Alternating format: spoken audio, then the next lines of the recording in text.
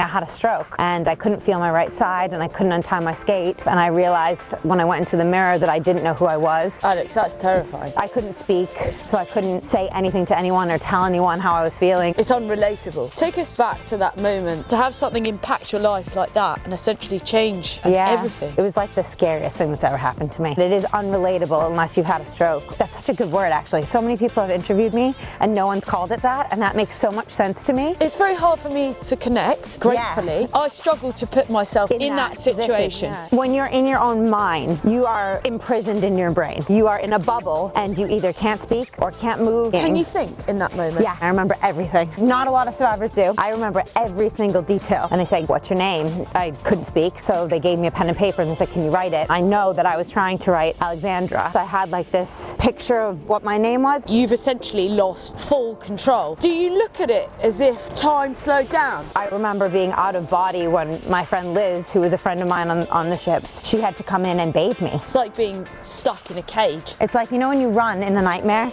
and you're running and running, or if you fall off something and then all of a sudden you wake up? What was that process like, coming from that position of no control to things coming back? If you get me out of this, I promise I will be a force for good. Wow. It took me out. I knew that I was going to come out of it. The majority of people would think that's it, it's over. I always say it was the best thing and the worst thing that ever happened to me.